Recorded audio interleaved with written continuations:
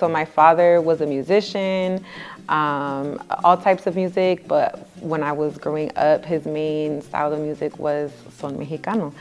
And so I was always around his workshops, his presentations, with Sones de Mexico, and with other groups. My mom, who has Peruvian and German lineage, she was an educator, is an educator, and also participated in different cultural practices as well, including danza azteca. This is what my family does, right? So this is what I do. This is what my community does, and I'm a part of my community, so this is what I do. When I was younger, we would go to Veracruz for fandangos, for encuentros, for celebrations.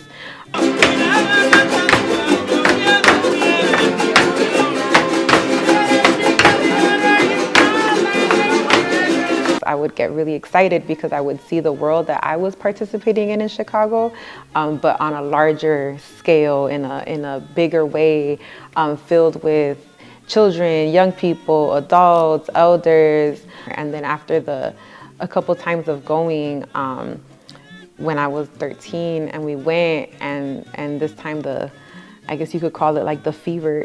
I think I saw her debut with her zapateado dancing. I forgot where that show was at. With Son de Viento. I think she was like 12 or 13. Where I saw other young people my age participating in this world, participating in the expressions of their cultural practices and their cultural identities. And for me, that was a reaffirmation of yeah, this is what I could do, right? That's kind of when we as a family began to open up a space for other young people my age to learn this kind of music, to learn traditional music. I met Maya in grade school. We were both at the same school. And years later, I reconnected with Maya. We were at a party. I remember it very distinctly. It was the inauguration party for Obama. And Maya was there with other jarocho musicians. And I heard the music. And it was like a spiritual experience. It drew me in, and I heard it, and I went upstairs to listen to it, and I saw these instruments I had never seen before. And so I spoke with them, and they invited me to their house to start learning. And through that group of people, the Jaro Chicanos project began. She was very concerned with making sure that the community had access to these things and that it was for the people. And I think that's what drove her often, and it was very inspiring to see that. And I think Maya has a strong love. I think that's the word I would use. Maya has a love for her people, her community, her culture, and wanting to make sure that this beautiful thing that she found is there for everybody else to participate in. Finding people who, are sometimes kind of lost, they're not sure how do they connect with their culture, with their music.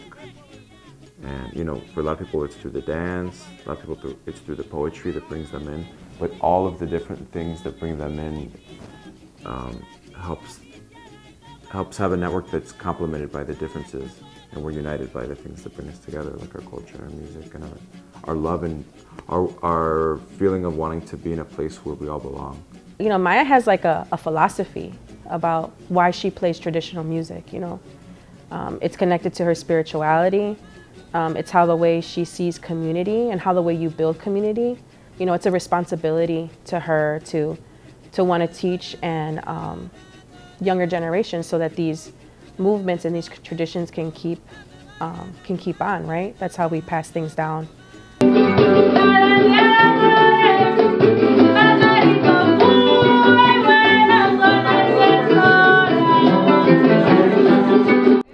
When Maya was around 3 or 4 years old, I remember this one incident that showed me that music and spirituality was going to be a big part of her life.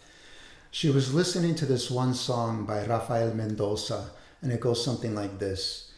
Todo de aquí, todo de allá, cuánto de mí hay en los otros, todo de aquí, todo de allá, cuánto de todo hay en mí.